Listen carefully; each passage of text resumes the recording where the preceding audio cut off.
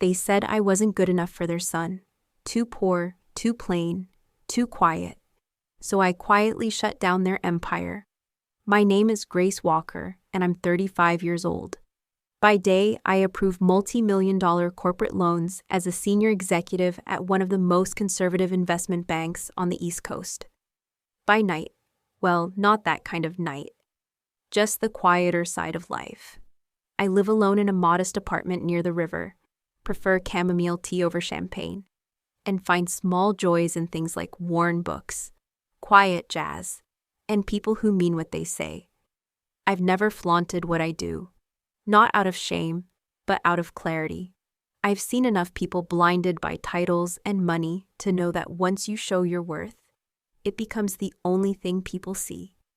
That's why for over a year, I dated Ethan without ever telling him where I worked. I didn't lie. I just let him assume. He thought I was a project manager, something vaguely business-related. That seemed to satisfy him. I let it stay that way. He was kind, in a surface-level sort of way. Held doors open, remembered my birthday, never raised his voice. I liked that about him, until I realized kindness without courage is just politeness. When Ethan invited me to dinner at his family's estate, I hesitated. It was our first real step into each other's private worlds. He called it a simple gathering, but I already sensed the expectations behind his casual tone. I knew enough about his background to know they wouldn't be like mine. Old money tends to have that specific scent, polished mahogany, sharp perfume, and invisible judgment. I still went. The house was stunning in a cold, curated way. French moldings, oversized chandeliers, velvet curtains in every room. It looked like a place where no one ever laughed too loudly. As I stepped inside, dressed in a simple navy dress I'd worn to dozens of quiet dinners, I saw the glance his mother gave me. It lasted less than a second. But in that second, she assessed everything, my shoes, my hands, my silence. And she didn't like what she saw. As I moved further into that evening, I had no idea I was about to be assigned to the kitchen, told to stay out of the dining room, and handed a dish towel instead of a glass of wine. But I didn't protest. I simply observed. And I remembered everything. The moment I stepped into the dining room, I knew I wasn't welcome. Not in the obvious way, like a door being slammed. No, this was a different kind of rejection, the kind served cold, with crystal glasses and polite half-smiles. Ethan's mother looked me up and down with a glance so sharp I could feel it slice through my dress. She leaned in toward him, speaking just low enough for me to pretend I hadn't heard. "Are you sure she doesn't work in the hotel kitchen?" She said hotel kitchen, like it was code for something lesser. Ethan didn't correct her. He laughed. That laugh, that was the first real thing I'd heard from him in weeks. I was kindly asked to help with the setup, while the real guests sipped wine in the candlelit garden. I folded napkins, arranged place cards. At one point, someone handed me a dish towel. "Would you mind helping with the cleanup after dinner?" said one of the aunts, tilting her head like it was a gift of inclusion. I didn't mind. Not really, because by then, I was watching. They thought I was nobody. I let them believe it. That night, I scrubbed their forks and memorized their faces. Over hors d'oeuvres, one of the older women said, "You have such a modest charm. That'll come in handy if you ever become a single mom. Those girls make the strongest mothers." I smiled. She meant it to sting, and it did. Just not the way she thought. It didn't make me feel ashamed. It made me understand what kind of love they thought I was worthy of. Convenient, conditional, disposable. That was when something inside me shifted. Dinner was served on long ivory china with gold trim, under the glow of a chandelier so large it could have been mistaken for a constellation. I wasn't supposed to be at the table. Not really. I was seated at the far end near the service door, as if someone had decided I was more functional than familial. Ethan sat several chairs away. We made eye contact once, briefly. He didn't smile. Then came the moment. Ethan's mother, the grand orchestrator of all things superficial, clinked her glass with the side of her fork. The table hushed. She looked directly at me. "I just want to say," she began, her voice dripping with polite venom, "how refreshing it is to meet someone so grounded, so humble. In a world full of gold diggers and Instagram girls, it's nice to see someone who knows her place." The table chuckled softly. Someone muttered, "Hear, hear." Then she turned to me, like she was bestowing an honor. "I hope you realize what an opportunity this is, Grace, to be welcomed into a family like ours. It's important to stay grateful." I said nothing, not because I had no words, but because my silence was stronger than any rebuttal. Inside, a wall clicked shut. Not rage, not even pain. Just the quiet recognition that I had been mistaken, deeply. They didn't see a partner, they saw a stray dog they had generously let into the garden. And Ethan? He didn't speak. He didn't flinch. He just buttered his bread. By the time the second course was cleared, the conversation had shifted from politics to philanthropy. A safe zone where everyone at the table could boast their tax-deductible virtue. I wasn't speaking, I was listening. Then it happened. I stood to help pass around the dessert tray, something I hadn't been asked to do. But the maid had her hands full, and old habits die hard. As I set the tray down, a small drop of chocolate sauce accidentally slid from the side of the plate and landed on the pristine white tablecloth near my place, barely noticeable. But she noticed. Ethan's mother reached into her handbag, yes, her handbag, and pulled out a folded tissue as if she'd been waiting for this. She didn't pass it across the table. She didn't whisper. She stood, walked over to me, and pressed it into my palm with a smile so fixed it could have been sculpted.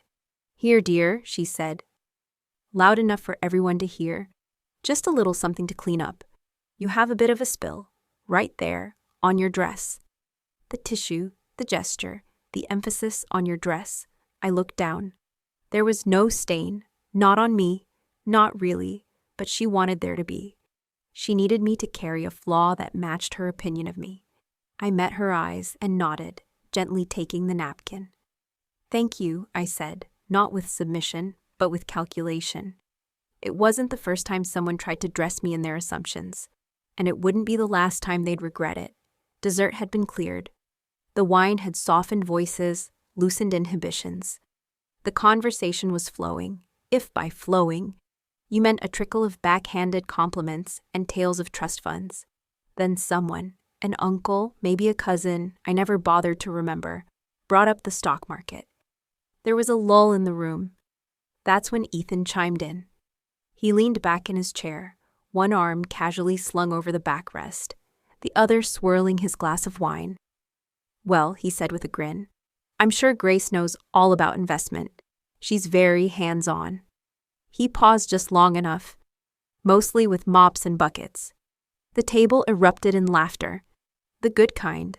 The real kind. The kind people say for when they feel completely safe, making someone else small. Someone even clapped. I didn't laugh. I didn't even blink. I looked at Ethan, really looked. And for the first time, I saw him clearly. Not as a partner, not even as a coward, but as a man who needed me to be beneath him so he could feel tall. The laughter faded. Someone noticed I wasn't amused and tried to soften the moment. "Oh, come on, it's just a joke," his sister said. "Lighten up." But it wasn't just a joke. It was a message. You're not one of us. You never will be. And we enjoy reminding you. I picked up my glass, took a slow sip, and placed it back down. No tremble, no twitch. Just a choice forming, quietly but permanently. After the laughter, the room shifted into that gentle hum of post-meal conversation, the kind filled with clinking glasses, whispers about vacation homes, and the scent of smugness wrapped in candle smoke. I rose from the table, intending to find a moment of quiet in the hallway. I needed air, not because I was overwhelmed, but because I was dangerously calm.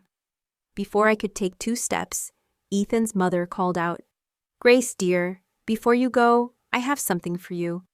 She reached into a side drawer of the console table behind her and pulled out a cream-colored envelope, sealed with gold wax. I blinked. She smiled. "Just a little formality," she said, holding it out. "It's something we offer anyone who becomes close to the family." I took it. My fingers knew before my mind did.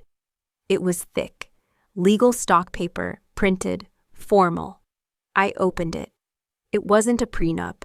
It wasn't even a warning. It was a termination agreement, a document neatly drafted, stating that due to incompatibility with family values and vision, I was no longer considered a viable partner for Ethan. No room for discussion, no grace period, no signature required, just acknowledgement. There, in blue ink at the bottom, was Ethan's name, already signed. I looked up at him. He was standing behind his chair, hands in his pockets, eyes down. He didn't speak. He didn't even look sorry. I folded the paper, placed it back in the envelope, and slid it gently into my purse. Then I smiled, a real one, because finally they'd made it official. Not the rejection, the mistake. 2 weeks later, I was in my office reviewing a high-priority loan application, $4.5 million, requested by a private family-owned conglomerate, looking to expand their supply chain into new retail territory. The name on the document stopped me. Langford Holdings. I didn't need to read the list of board members. I already knew who sat at the top. Richard Langford, Ethan's father. Apparently, the non-viable partner now held viable influence over their expansion strategy. I could have declined the application on the spot, but I didn't. I scheduled a meeting. In person. When Mr. Langford walked into the room, he didn't recognize me at first, not without a serving tray in my hands. He extended his hand stiffly, clearly expecting a junior loan officer or some formality check-in before real decisions got made. "You must be Grace Walker," he said. "Thank you for taking the time." I motioned for him to sit. "Of course. Your application came across my desk personally. I thought it warranted a direct conversation." I slid the file across the table. "There are concerns," I began. "Your liquidity ratios over the last 3 quarters have been unstable, and we found inconsistencies in supplier contracts. Nothing disqualifying on their own, but they raise internal red flags regarding ethical procurement standards." He frowned. "I wasn't made aware of any irregularities." "I'm sure you weren't," I said evenly. "That's why we do our own due diligence." He paused, now studying me with narrowed eyes. "May I ask what position you hold here?" I smiled gently. "I'm the Senior Director of Corporate Lending." A beat of silence, then something flickered behind his eyes. "Have we met before?" I leaned back in my chair, folded my hands. "Yes," I said softly. "I served you dinner the night your wife handed me a document terminating my relationship with your son." He didn't speak, not for a long time. 3 days later, the decision was finalized. The committee didn't push back. They trusted my judgment, years of performance, 0 conflicts of interest, and an unbroken track record of objective risk assessment. I drafted the letter myself. Langford Holdings' application for corporate expansion funding in the amount of $4.5 million has been denied, based on internal compliance and ethics review findings. Reevaluation will not be considered for a period of 24 months.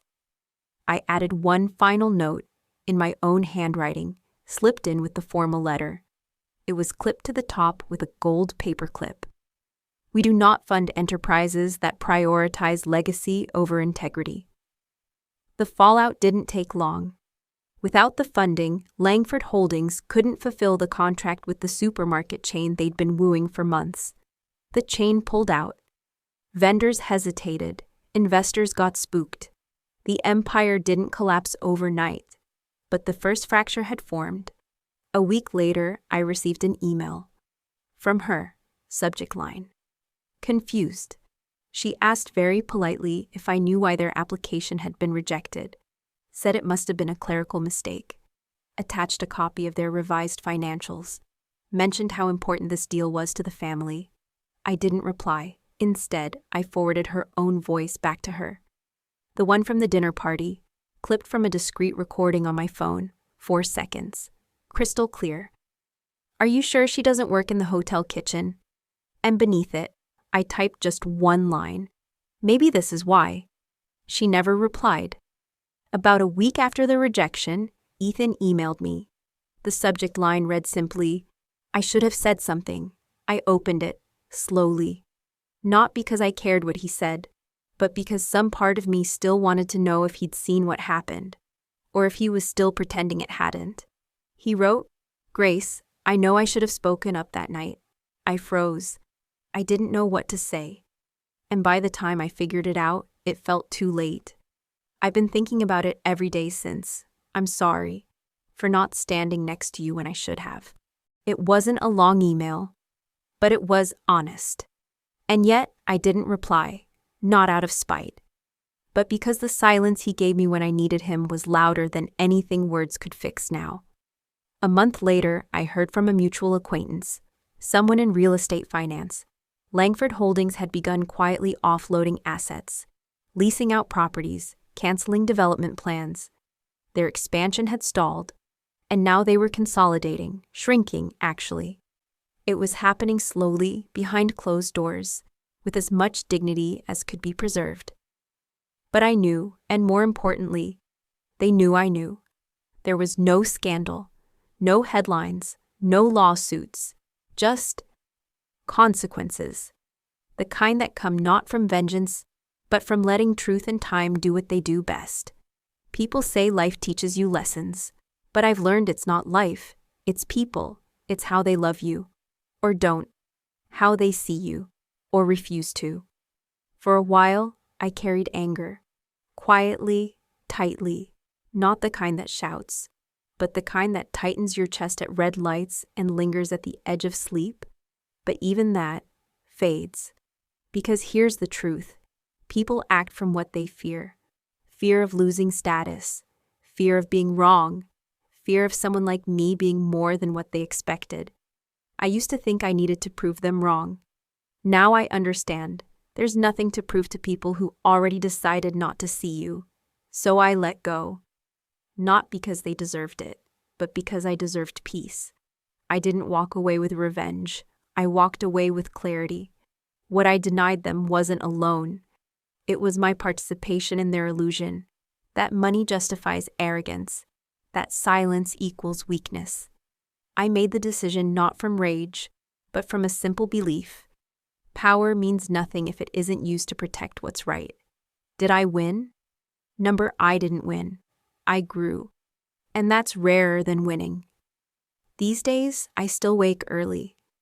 Still drink tea instead of champagne. Still read the same worn books, now with a softer breath.